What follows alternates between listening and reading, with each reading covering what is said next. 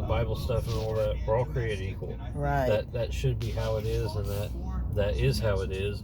But there are certain people out there, a lot of people out there who, obviously they don't believe in that, Right. and that And me, they want to keep division. They want to keep division. They want to keep, like, if it were up to them, segregation would still be a thing. Like, That's what he wants it to go back to. Yeah, it blows my mind. But the thing is that is scares me too. Another thing that scares me is a lot of the people that support Trump are like freaking hardcore, like racist beliefs. Like I'm talking like KKK people, like freaking Nazis. Like, what the hell? You're supported by these people and you're okay with that. Oh, yeah. Yeah, there are good people on all sides. Well, that's what he said after that lady was killed in that protest. Yeah. It really starts to throw all that into perspective when you start looking at people who support him. There's a book that I read years ago called The Wheat Money. And that the lady that wrote it, she was talking about how she had married this black guy, and she was in college, and she started doing a comparison of their ancestors, and as far back as she could go with his ancestors and hers, and she saw how his ancestors didn't have the same opportunities. And she was raised in some Midwestern state, and the government started giving them money for their wheat. Even when they didn't produce a lot of the wheat, they gave them a stipend every year. And so she started relying on the wheat money, and that's what she named her book. And she said, it was just a given that she was going to get a big chunk of money every year for the wheat that they did or didn't produce, because it was for the farms. And she said his family never got anything like that. And she talked about how redlining was happening, and during the 19 all the way up, and for houses and college and just different things that made it hard for African Americans to succeed. Now, granted, there are African Americans today who just are lazy, and that's every class, every culture. You're gonna have lazy people. So, but a lot of times people will, think it's just African Americans, and that we are all on a level playing field, and we all have the same opportunities.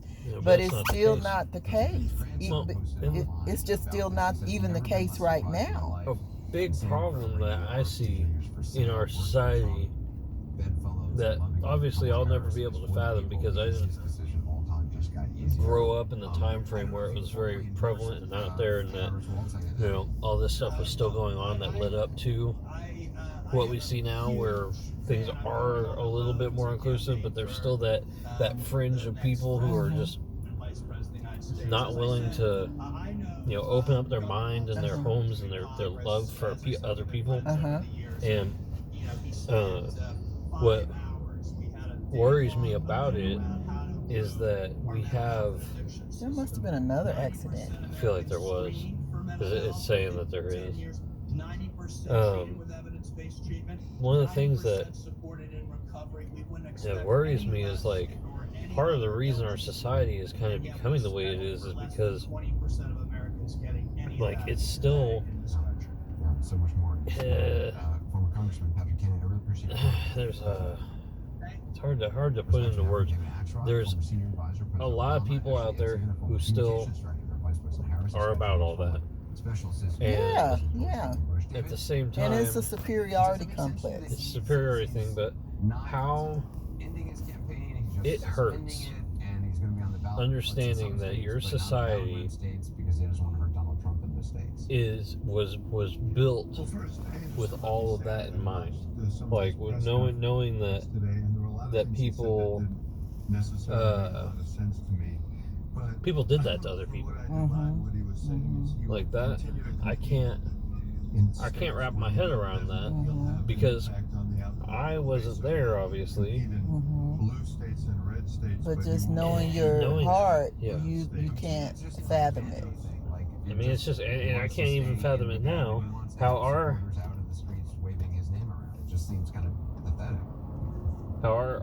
society can still allow it, even in a small, what the fringe that's left. And I mean, what do you do about those people? You can't do anything about them because they're people still.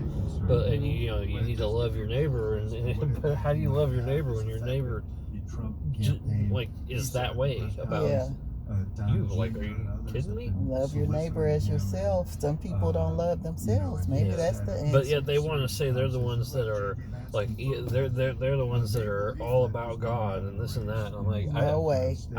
God is not like that. I believe in energy. I'm not inherently religious in the way that like I believe in a specific God. I kind of feel like that the reality of it is that we're all energy, and that once we're done with this life, there will be something else. Who knows what that is? And once we get there, that's how I'll figure it out, type thing. However, I definitely believe that there is some kind of higher power that's a guiding hand for everything that we do, that explains the gut feeling and the voice in your head that leads you down the right path when you're doing good by yourself and your body and the people around you. So it's a lot to wrap your head around how bad people can be. Yeah. And how okay with it they are. And you just kind of got to sit on the sidelines and be like, I'm not okay with this. Yeah. Like, what can I do to help myself feel a little bit better about the situation? Because God, does it suck? Because for, like I said, the beginning of our society and then all the stuff that people went through, like, for me, I think we really need to take, like, there's too many people taking too many opportunities to say people of this color, people of that color, people of this ethnicity, people of that ethnicity, people of this gender, people of that gender. Take the equations out of it.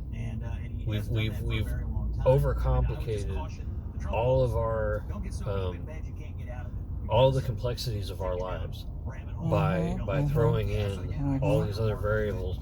We're all just people. That's deep. You just said that. What you just said is so deep. We've complicated things by throwing all of that into our lives. And I mean, it sounds simple, but it's like that was real deep what you just said. Because if we didn't have that, we probably would be like Eden was supposed to be. We'd be way Eden. Better off, I would think. I mean, when I look at the friends that I had in high school, I don't view any, like, and this might have been just because of obviously it's partially because of my upbringing, and not everybody, got brought up with a family who was like, it never crossed their mind that person was a different color than them. They were just a friend. Yeah. They were never, this is my Asian friend. Where did that even come from? Why'd you have to? He's got an ethnicity. He looks a little different. Why does that have anything to do with him being your friend? So yeah, I mean, that's you throw that into the mix, and now all of a sudden your life becomes honestly becomes segregated. Like people are the people that are really truly like deep in that. Their whole life is defined by the differences of others. Yeah, you sure are right. That's scary. I used to want to like jump in a van and travel the country and live in my van, And after Trump became president, for the first time in my life, I started having fear. Oh yeah, I said, I don't know if I can do it now.